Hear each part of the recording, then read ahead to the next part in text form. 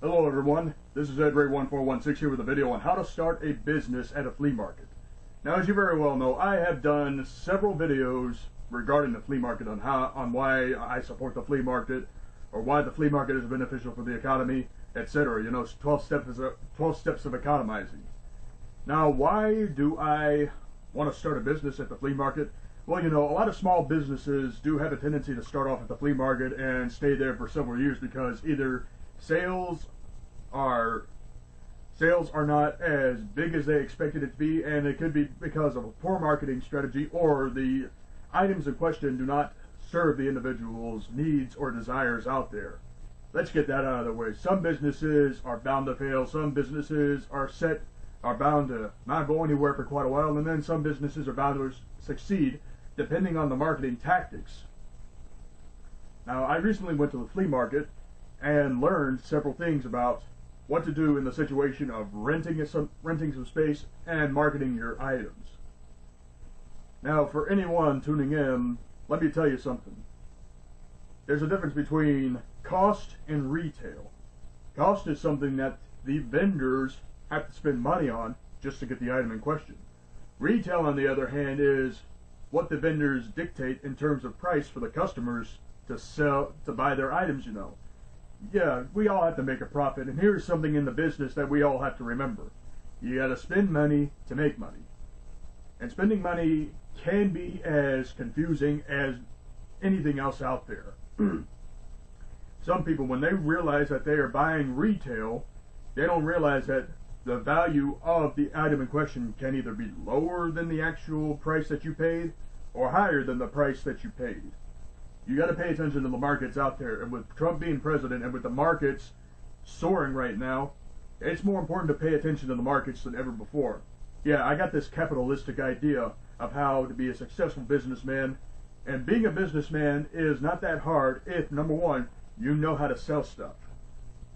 Here's the backstory. Back in the year 2011, I was working a crappy job and I wasn't making a whole lot of money, so during the summertime in 2011, I ended up selling newspaper subscriptions. Now, newspaper subscriptions are one of the hardest things that a salesman can sell out there, you know. You could claim that car salesmen have the toughest jobs out there, but you know, all sales differ, and all sales pitches differ. So if you can successfully sell a subscription or successfully sell anything out there in the market, then odds are you're going to be a good businessman years on down the road. You just got to remember how you were trained, and you got to have charisma while presenting a sales pitch out there. So that's one way to clear the air. Now, here's the other thing that you need to remember. Wholesale. There's so many places on the internet where you could get games or items of anything in wholesale.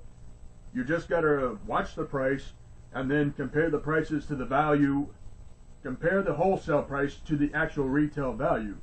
Now, when you find out what the retail value of the prices in question that you bought in a wholesale is, then odds are you're going to know what your profit margins are going to be. So where are the best places to get anything wholesale? Well, if you have a local wholesale factory or something, go over there, make some consultations, see if the prices are right, and then figure out what the retails are if you think you're going to buy it. Not many people are smart enough to realize that marketing is a very complex way of conducting business, you know. And if you can be a successful business person and know what the marketing strategies are out there, then odds are you're going to succeed years on down the road. Sure, it's going to take time for small businesses to expand, considering how A, the economy is doing, and B, if they're paying attention to the markets or not. You got to pay attention to the markets, and you got to pay attention to what items are actually in demand as of the present moment. In the month of September, I'm going to try to start a gaming business, a retro gaming business at my local flea market. Now, if you're going to start a business at your local flea market, you got to ask certain questions. Like, if the items in question you want to sell, you got to go to the competitors. I mean, you got to go to the places that actually sell the items in question that you want to sell. You got to ask questions, and you got to ask for some tips, for some advice on how to sell these things successfully. That's number one. Number two, going to the superintendent of the flea market and asking whether there's a table available, or whether there's a booth available, or a building available for you to market your items. Sometimes it's going to have to take a while because, like I said, not all businesses will expand and move out of that area. And that is where the problem lies, you know. Where you start, what should you start with, and work from there. For example, if you rent out a table booth at your local flea market, that's probably where you're going to have to start in most cases. Because again, booths are not available, and booths can be very expensive. Buildings are even more expensive, so you have to start from the bottom and work your way up. Start from the ground up, as the businesses say. Now, one of my intentions selling retro games, you know, Nintendo games, Sega games, possibly some PlayStation and Xbox games out there. But that's the one thing that you got to realize, that in this business, you spend money and make money, and you got to learn how to market correctly. Now, approaching the customers and being a good advertiser is another aspect of how to be successful at a flea market and how to start it right. For example, if you know how to approach the customers and sell to the customers, then you're going to have it made. If you have effective business advertisements like business cards, banners, or even video advertisements, you know you're going to have a good time out there. It takes a while to get everything situated. So I want to say this though. Here's what you got to do. Number one, go to your local flea market. Number two, find out which business in question you want to talk to, you know.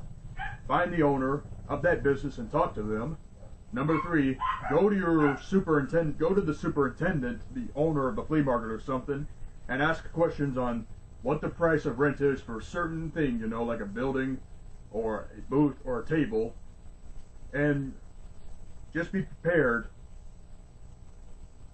Just be prepared for the day that you finally start your own business, because you could either have a good day or you could either have a bad day. That's all I can say about that subject right there. Now, for anyone else that wants to start their own business, don't be afraid to go online and see what sells and what doesn't sell. Whatever sells, try to go for it. Whatever doesn't sell, don't try to risk it. Not yet anyway. Because you want to see how people are impacted by all this. Well, that is pretty much my video on how to start a business in a flea market, you know. Just take things one day at a time. Take things one step at a time. Do your research and see what goes on from there. Anyway, I'm Edray, and I'm out of here.